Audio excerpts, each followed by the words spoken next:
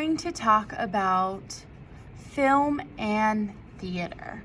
This is another job that an artist can do. First, let's read about it. It says costume design, 2D to 3D. How does a costume designer keep the original integrity of a character while updating it for a modern audience? The character of Spider-Man first appeared in August 1962 in a comic book published by Marvel Comics. Writer Stan Lee and illustrator Steve Ditko imagined a teen superhero who acquired amazing strength and spider-like behaviors after being bitten by a radioactive arachnid. When the illustrated comic book character of Spider-Man sprang into action, he had the ability to shoot web-like strings from his wrists and cling to the surfaces of walls and buildings. This suit in new film, The Amazing Spider-Man, is inspired by the original drawings, but its high-performance fabric and construction brought it to life what creators could only imagine when the character appeared 40 years ago. Designer Kim Barrett wanted to create a costume that would appear to elongate Spider-Man's body and give him more of an acrobatic spider-like appearance than previous versions. The downside of the new suit's tight, acrobatic nature was that it took actor Andrew Garfield 20 minutes a day just to put it on.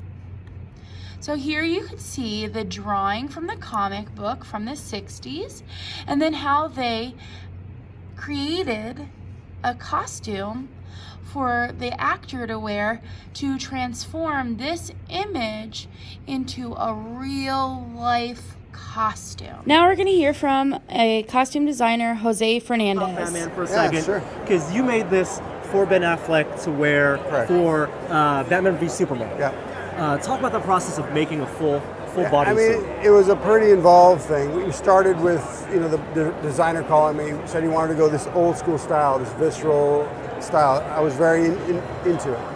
So we start with a body scan and kind of work from there. The whole process is about 8 months. This one in particular is an amazing process to just work out, which we talked about last time, the ability for him to turn his head, which was first and foremost for me. Yeah. But then the rest of it too, to build that as anatomy, make it look as natural but just powerful as possible.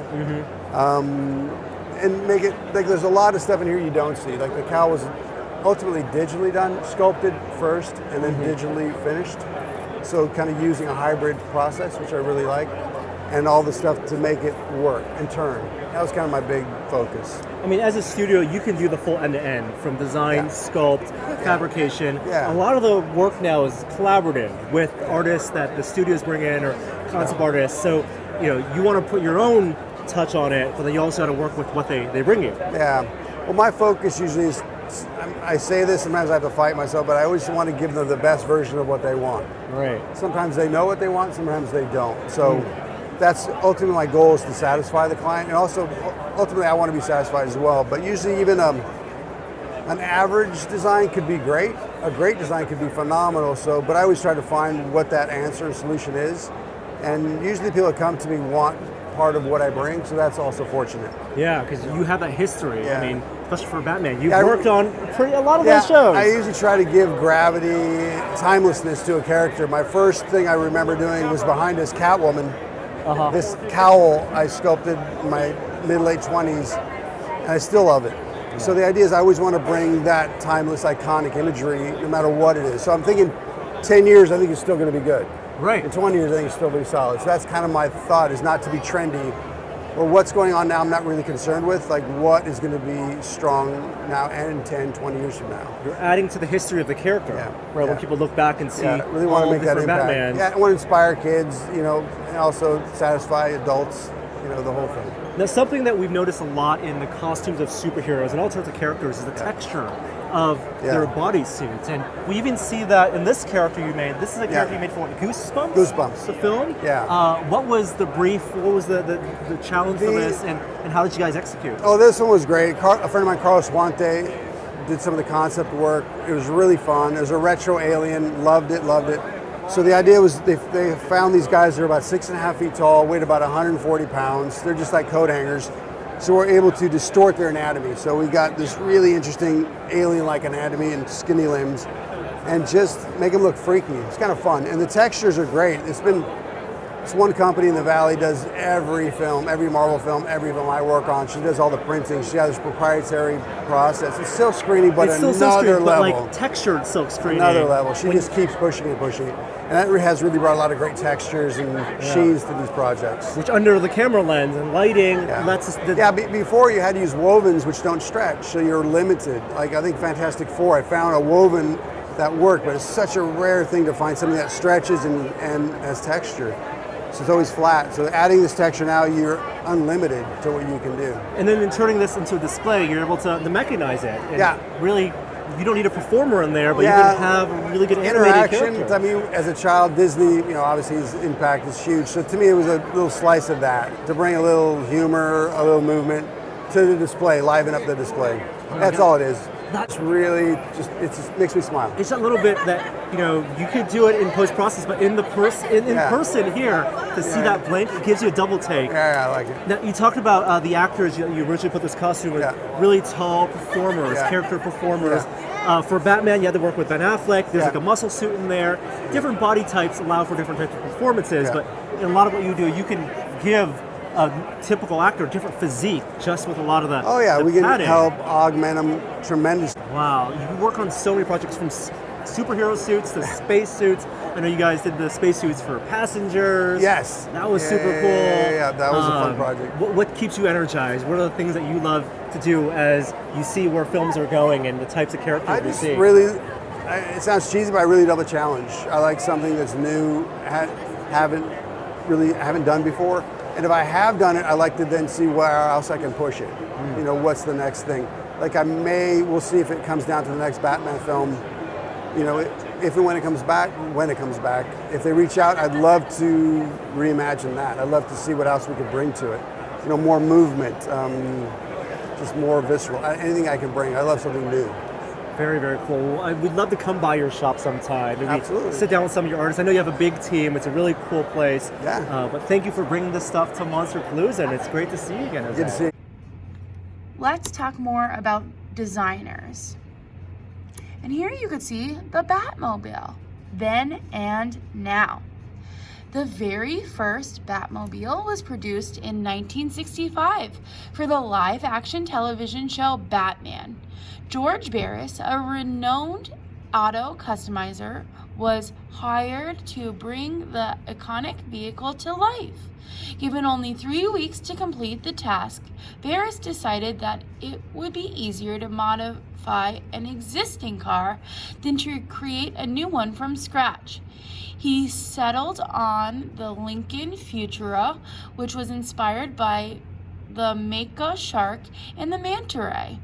Although Barris completed the car at the cost of $30,000, today this original Batmobile is estimated to be worth upwards of $2 million.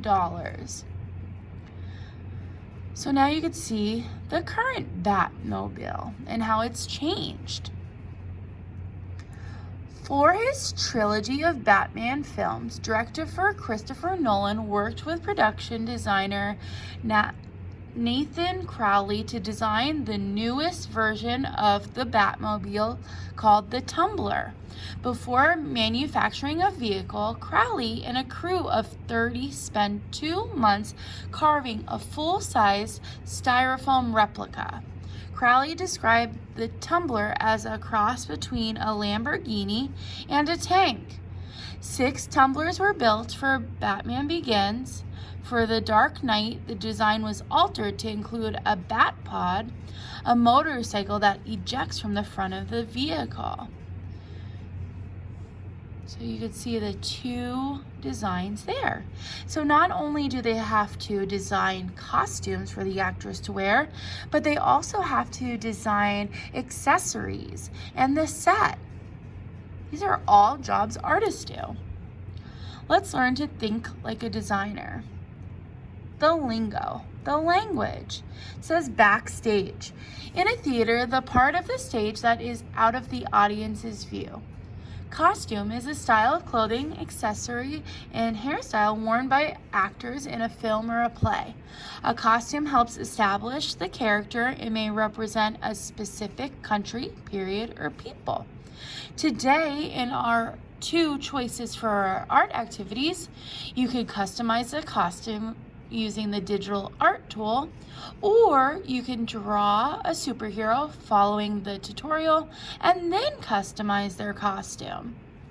And then props, items other than costumes, lighting, or scenery that are used by an actor to add meaning or realism to a film, theater, or television performance. That's like the Batmobile we just read.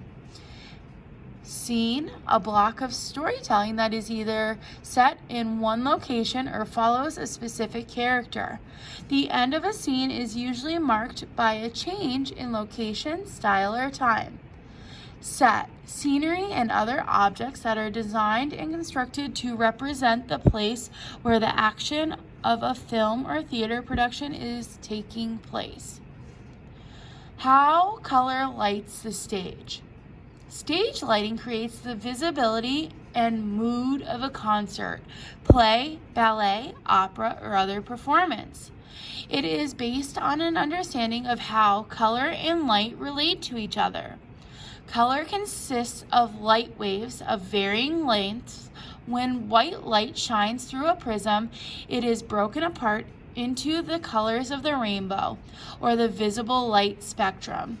Color from the light spectrum is called additive color because when the primary colors of light, red, green, and blue, they're a little bit different than our primary colors of pigment, red, yellow, and blue, are projected, the area where they overlap adds up to become white. By shining white light through the transparent filters or colored gels, lighting designers vary the intensity, color, and movement of light to help direct our eye to certain characters or action taking place on the stage. And you can see the light there, how it changes in variety and intensity and brings your eye down to the stage. Now, let's practice being costume designers and design our own project. You have 2 choices. You can use an Art for Kids Hub video and draw along to one of their character videos. I would prefer if you did a superhero, but there are many to choose from, and I have 2 MP3s for you to choose from on our Schoology page. Or you can go to this website where you create your own superhero. You can choose from a web warrior, an Iron Man suit, or you can create your own Guardian of the Galaxy. And what you're going to do is you're going to click through the prompts. It takes a little bit to load. You have to press this triangle. You get to pick if you want which body style. And then this is your character, and you can click through and pick different hair, head styles. There's many different choices. And then as you're picking this, you could pick colors. And remember our color schemes when you're doing this. If you want the whole head to be a color, what you're going to do is use the bucket of paint. If you want to use just select pieces, you're going to use the paintbrush. So the paintbrush just puts in certain areas of color.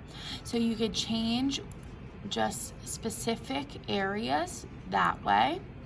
And then as you're finished up with your choices there, you can go on and continue down to the body.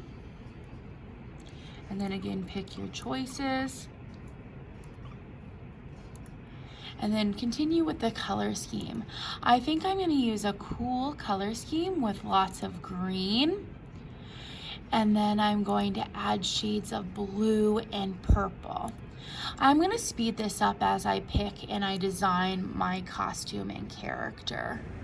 When you're doing this pick a color scheme, you'll see I'm doing dark, medium, and light. The light is like the lighting we read about in the article.